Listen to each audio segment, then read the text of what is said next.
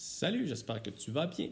Aujourd'hui, en ce 2 avril, c'est la journée mondiale de la sensibilisation à l'autisme et pour cette occasion, j'ai décidé de partager un lien sur notre site web sur lequel je vais te demander d'aller cliquer après avoir visionné cette capsule-là. Et sur ce lien-là, plutôt, tu vas voir une liste des gens Asperger qui sont célèbres. Premièrement, qu'est-ce que c'est qu'être Asperger? L'Asperger, c'est une forme d'autisme qui affecte la façon d'interagir en société principalement. Donc, les gens peuvent être, par exemple, moins à l'aise à parler aux autres, peuvent avoir une façon différente, je dirais, de s'adresser aux autres, d'exprimer leurs émotions. Vont souvent avoir aussi des goûts très restreints pour des activités ou des des goûts par rapport, je ne sais pas moi, à ce qu'ils veulent manger, etc. Donc, ça affecte leur développement en quelque sorte et leur façon d'agir avec les autres.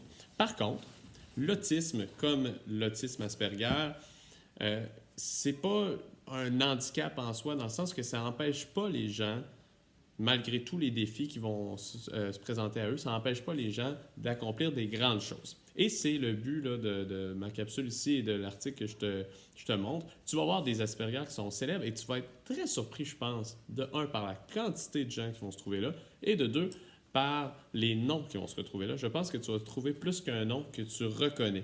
Moi, j'ai été énormément étonné là, de voir certains noms là-dedans. J'ignorais que ces gens-là étaient atteints d'Asperger.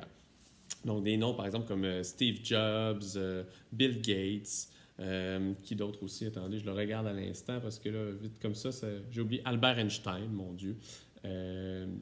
Marie Curie, Isaac Newton, Thomas Edison, ce sont des Mark Zuckerberg de Facebook. Donc, des noms qui sont énormément connus et qui ont fait d'immenses choses, soit pour la science, pour les technologies, pour le cinéma, le domaine des arts en général. Tu risques d'être étonné. Mais ton objectif avec tout ça, oui, c'est de consulter la liste, d'être étonné, c'est sûr, mais tu vas avoir un petit devoir pour le blog quand même.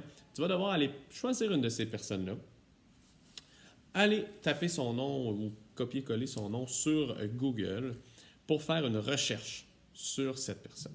Ça peut être quelqu'un que tu connaissais déjà. Par exemple, moi, je connais déjà qui c'est Steve Jobs. Je sais que c'est le fondateur de la compagnie Apple.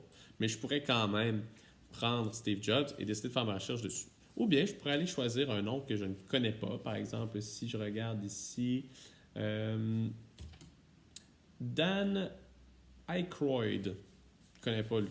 Donc, je pourrais aller prendre Dan Aykroyd et aller le mettre sur Google pour savoir qu'est-ce qu'il a fait, pourquoi il est connu, pourquoi il est célèbre. Donc, je vais aller chercher un article Wikipédia sur cette personne-là. Et sur Wikipédia, je vais aller lire qu'est-ce que la personne a fait de sa vie, autant sa vie personnelle que sa vie professionnelle. Et éventuellement, je vais tomber sur pourquoi elle est connue, pourquoi elle est célèbre. Et c'est ça que je vais aller écrire sur le blog. D'accord? Donc, attention ici, je ne veux pas que tu fasses de copier-coller de ce que tu trouves sur Wikipédia. Je vais m'en rendre compte tout de suite si tu le fais et tu vas devoir recommencer. Non. Je veux que tu lises, que tu prennes le temps de t'informer. C'est une bonne chose de s'informer, apprendre des nouvelles choses, de s'intéresser à des choses qu'on ne connaît pas. Donc, je veux que tu prennes le temps de faire ça. Ça se peut que ça te prenne du temps. Ça va être de la longue lecture peut-être, mais prends le temps de le faire. C'est important. Et tu vas m'écrire ce que tu as appris. Et je ne veux pas que tu m'écrire ce que tu as pris et collé. Hein? Donc, ce n'est pas de copier-coller. Qu'est-ce que j'ai appris? Je l'écris moi-même. Donc, en un bon paragraphe, pourquoi la personne elle est célèbre, qu'est-ce qu'elle a fait dans la vie, puis tu peux même me donner une petite réflexion, enfin, là, qu'est-ce que ça t'apprend? Là? Parce que c'est quand même une bonne leçon sur la diversité, ça. Donc, les gens peuvent être différents de nous, mais ça ne veut pas dire que la personne est moins bonne ou qu'elle a moins de potentiel. Tu vas voir que ces gens-là vont probablement faire des choses plus grandioses que moi ou toi, nous allons faire de toute notre vie.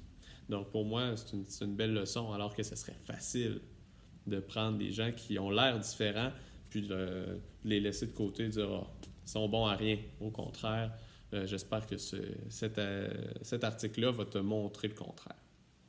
Donc, je résume. Tu vas cliquer sur le lien que je te fournis. Tu vas consulter la liste, choisir une des personnes dans la liste, que ce soit quelqu'un que tu connais déjà ou quelqu'un que tu ne connaissais pas. entrer son nom sur Google, faire une recherche, donc aller lire sur cette personne-là, principalement sur Wikipédia. Et ensuite de ça, tu t'en vas écrire sur le blog ce que tu as appris sur cette personne-là. Donc, des informations sur sa vie personnelle peut-être, mais surtout pourquoi elle est connue, pourquoi elle est célèbre, qu'est-ce qu'elle a fait de spécial dans sa vie. Puis tu m'ajoutes avec une petite réflexion sur ce que ça t'apprend, cette recherche-là. Alors voilà, ça ressemble à ça. Je te souhaite une bonne lecture, une bonne recherche. Ça risque d'être quand même assez ardu. Alors, j'arrête de prendre de ton temps et je te laisse aller cliquer sur le lien et découvrir une personnalité célèbre qui est soit autiste, soit Asperger. Bonne fin de journée et à demain. Bye bye.